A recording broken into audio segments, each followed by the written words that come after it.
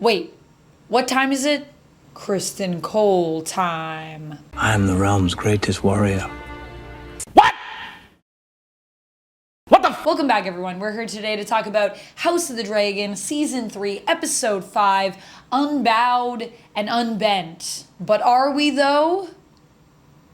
I mean, honestly, it feels like, in some ways, I would say yes. Overall, I don't know if I would say we're completely unbowed. It feels like we are a bit disjointed still in this show, even with this episode. But I really liked this episode, and the reason why it feels, I guess the reason why it's feeling disjointed for me is just because this season feels like we are all over the place, kind of, with some of the characterizations we're seeing. You know what it feels like?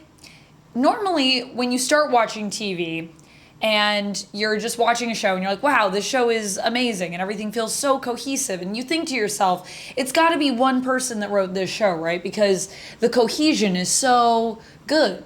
And then as you get into watching and analyzing television series and film, you're looking at things and you're looking at the creators of things and you're paying attention to that and the writers. And you're realizing, oh my gosh, it's like 20 people potentially that wrote a show.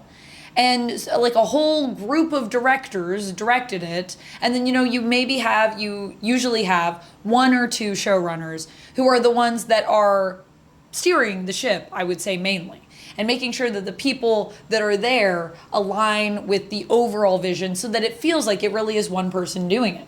This show feels like if normally on a TV series everyone's singing in a choir together, all of our writers, this is like if the writers in the choir were all just singing totally different songs.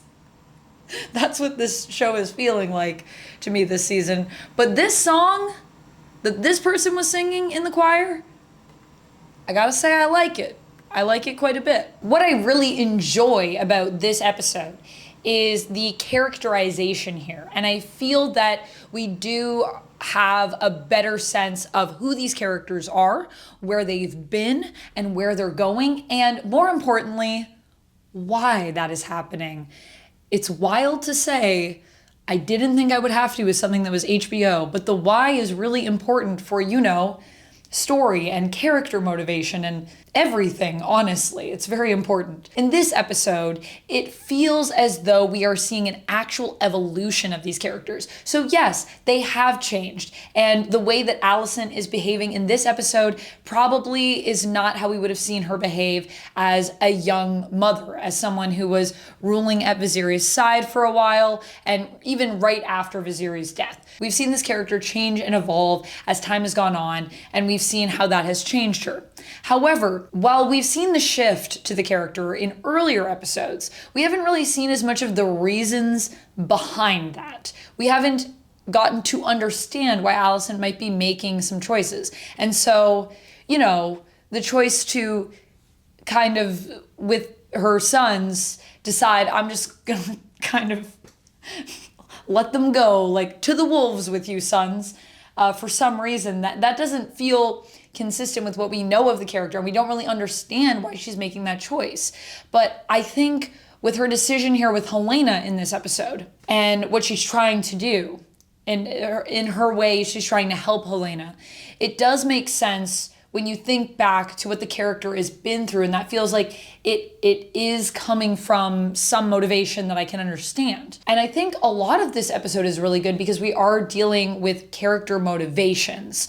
And there's some really good scene work happening between many different scene partners where we are evolving characters and evolving relationships and even playing a bit with the politics, with the story that's going on here, all as part of that. And that is Game of Thrones. That is what I like. I like when we do that. But while I say that doesn't mean that everything in this episode felt like it had the right scope that I was looking for. Not everything went as deep. And to that point, I would like to bring up the sexism that we're dealing with in House of the Dragon. And while that is something that was a theme that I enjoyed us exploring in season 1, I think there was more nuance to how that was explored and examined. in this season and in this episode still, I guess I just feel as though the idea of men hating women is the motivation for a lot of the choices, but we don't really dive into where that's coming from, why they're behaving this way. It just feels like with Aemond, a lot of the decisions we're making with that character are making that character really shallow so that it's easier for us to hate him, as though he could be a villain. And while I think every now and then it's cool to have a villain that is just truly a villain, I think it is more interesting overall to have antagonists in stories as opposed to just straight up villains. Especially in a story like this, where there are two sides to the story. There are two groups that are just messing everything up. And I think the theme of it, or what I've really taken away from the show, is that war is bad. So when we make someone like, this is the villain and this is the hero, it's just kind of like, okay, so I guess war is just these people deserve to beat these other people up. And I don't think that's what this story is supposed to be about, at least not based on the earlier stuff I was watching. And that's where I'm saying, the disjointed stuff comes in. So while I understand what we're doing, and I think exploring the themes are cool and important, I just wish there was just a bit more depth in our approach to that. There are a lot of characters that I enjoyed what we were doing with them in this episode. And among those characters is Helaena. I really love how Helaena is actually doing something for once, and she's having this conversation with her mom and kind of saying, this is like what I want to be doing with my life. We give Helaena some agency for a moment. Can I just say, some agency? Goodness, was that hard? I mean, and if you're not going to let her have the agency, then I don't know. Just, something that I appreciated is that Helaena actually acknowledged what happened to her earlier on and the tragedy that she has suffered. And she has said, I want to do this choice because I know what it's like to have my children in a place where they're vulnerable and where I didn't have control. And it was terrible. And obviously I would never wish that because I'm traumatized by it. Yes, she is. So thank you for remembering that, show. Sir Criston Cole is another character in this episode that I really am enjoying just, what we're doing with him. In fact, at the beginning of this video, I had this whole little bit planned out. I had these sunglasses and I was gonna put them on. I was gonna be like, oh yeah, it's Criston Cole time, and I was gonna do a cool thing. But my editor wanted to use a clip of Sir Criston Cole, which I totally understand and I think is a better choice. So I said, yeah, that's better than me doing like a little bit. But really what I wanted to mention in bringing up this bit, because you might be wondering, okay, so now you've brought that up. What does that have to do with anything, Amanda? Just like what I am doing with this, where I'm finding a weird way to integrate it into my video still, just because I wanted to put these glasses on. Criston Cole is out here being like, you know what? I am the best champion of this realm. I'm the best fighter there is. So it doesn't matter that the odds are stacked against me. I always knew that was how it was going to go. And ultimately, this is my blaze of glory moment. And I'm not going to be doing what I'm doing for the blacks or for the greens. I'm doing this for me because I'm tired of being everyone else's pawn. I mean, not really their pawn. I'm tired of being everyone else's side piece. I don't know, I guess. In this instance, it feels kind of like that. It feels kind of petty. But you know what? I like that, Sir Criston Cole. I like that you're petty. It's really fun. I think it's fun to have characters that are like that. I mean, obviously, I watch The Vampire Lestat. We live for the petty nature. But just as Sir Criston Cole has said, I'm going to go in there and I'm the best and people are going to be singing songs about me, right? Will they? I don't know, because something that I love about House of the Dragon, and I love that we're getting back to this a little bit with this episode as well, is this idea of how these are larger than life characters who became standouts in history, who became folk heroes. And I don't remember what the story is about Sir Criston Cole because I haven't read A Song of Ice and Fire for a while. All I know is that he is someone that was mentioned. So I'm very curious to see how this is going to play out for him. Will this be a karma moment for all of us that love to hate Sir Criston Cole? Or will this really be something that says something more about who he is as a character? Because when I even think back to him declaring that he kind of always knew this was perhaps going to happen, and when he left King's Landing, he wouldn't be coming back. That changes so much of the lens of him leaving, but I think all of that was there. Like, there's a subtlety to his performance as an actor. And when I think back to even season 2 and what we were exploring with the character and how there were so many questions that I feel Sir Criston Cole was reflecting on. It was a kind of a weird reflective period as he was on this march. And up to this point in season 3, I feel like we haven't gotten too much from him, but it kind of makes sense of everything you've seen up to this point from when he left King's Landing. And so it feels like, once again, we are acknowledging just the path that the character is on and how that has shaped them along the way. And I can't wait to see what that leads to for the character and where he's going to end up in maybe the next episode. I don't know. Will that be the end of his story? We'll see. I feel like it's going to be interesting. And please don't tell me what happens if you remember the story. I don't really want to know. I kind of want to experience it in the show and maybe be surprised. I don't know. But I really liked his kind of speech about that. I thought it was really good. Alicent and Helena's plans did not last long in this episode, was another thing that I noticed. And this was an issue that I kind of had. Not that their plans necessarily fell through. I think kind of the stuff that we're building with Mysaria and Alicent, and this idea of they both know what it's like to kind of be a Rhaenyra prisoner, and that weird connection between them. I kind of liked that play of Alicent. Alicent feels like she's being resourceful here. So I liked all of this. I thought it was interesting. But I do feel as though then Mysaria catching them right away is kind of naive of Alicent to think that this would just, I guess, work. Like, it ended so quickly.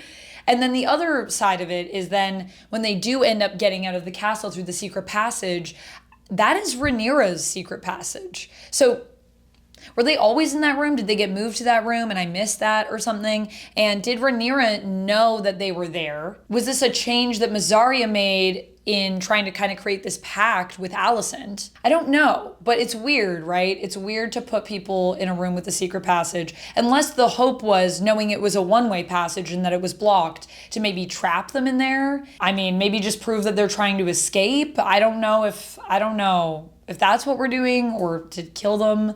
And why are secret passages one way? Who's designing them like this?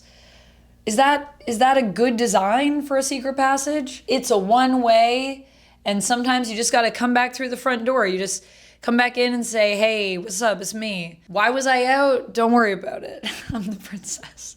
Shush. I also like that Tully let the wolves out. Howl, howl, howl. He let them out, and honestly, I just think they're really cool characters, and I like getting to see them do stuff. But it was also very cathartic, very karmic, if you will, to see them be sicked on Sir Criston Cole and see what happens when Sir Criston Cole is, doing all this stuff and he's thinking, I'm the greatest, we're undermining everyone, we have a chance at winning this, we're totally blocking these people off so they can't continue their marching. To just see Tully be like, okay, all right, I'll let the wolves do their thing. And then what happens is, the wolves are like that. They're crazy. That was really cool. So just getting to see, how powerful of a force they are in this fight. Also, Aemond is himself more in this episode, I find. Daemon is more himself. I mean, I think Aemond coming to Harrenhal and what that character was like then, and what the character is like in this episode, it feels like different people. It doesn't feel like the same character at all to me. Yeah, that was cool. And then getting to see Daemon here, I also feel like we're remembering, that Daemon is the Prince of Fleabottom. We literally say it in the episode to remind you, we haven't forgotten that he's the Prince of the people, because I feel like we've gotten away from that. And then seeing him with the gold cloaks and saying, we have a duty to these people, we have to protect them, we're like the last resort, and giving a speech and lifting people up and uniting them is like, wow, okay, there's Daemon, thank you. He's like back to the person that I knew him to be. And even getting to see him and Rhaenyra and the way they interact together and how they both just have these stubborn minds where they do want what's best in their own way, I think, for the realm. And they are very similar characters, but I think that's also why they clash so much. But at the same time, they do make each other kind of better. They open up each other's minds to other ideas and other ways of seeing the world, which is crazy to think how similar they are and yet how different they are in their perspectives on things. So yeah, it's just really cool when I get to see a well-written scene between them, and I felt that in this episode we got that. And I love when we have characters speaking High Valyrian and really doing a whole scene. Like, that's not easy to do, and I just feel they do such a great job with it. Both Emma and Matt in that scene, I just thought they were doing a great job. And I guess it ends on quite a cliffhanger as well, because Daemon leaves for 5 minutes to tell Rhaenyra what he's found out and to basically call her out for not taking action soon enough to a threat that is huge to her people. And he comes back and everyone's dead. What? I mean, we thought it was one guy. It's clearly not one guy. I mean, this either has to be some very skilled, a few very, very skilled people, which is terrifying, or it's a ton of people. Because it felt like Daemon wasn't gone for very long and he comes back. That's insane to me. And it makes me very afraid of this threat. And knowing now that it's also connected to Aemond, I think that's cool because it does give Aemond a bit more of this layer, right? Like, he really is this strategic mastermind, which is cool. So yeah, while we are making him kind of more of a typical villain, getting to see his strategic prowess makes him quite the threat, which is neat. So, although, he did leave a coin that kind of traced right back to him, I feel like. So that might have not been the greatest choice, but I guess that's the ego of the character, the hubris of the character maybe. Or maybe he wanted them to know. Honestly, maybe it's all part of the master plan. I don't know. Aemond, what are you doing? I can't wait to find out in the next episode. And that's basically all I have for this one. So thank you so much for taking the time out of your day. I know I enjoyed this episode because I had fun talking about it with you. So I hope you enjoyed it as much as I did. Let me know your thoughts on the episode down in the comments below. I'll see you down there. And until next time, friends, stay nerdy. Bye. And if you like when people are petty, I would also highly recommend checking out this show over here. We love a petty moment.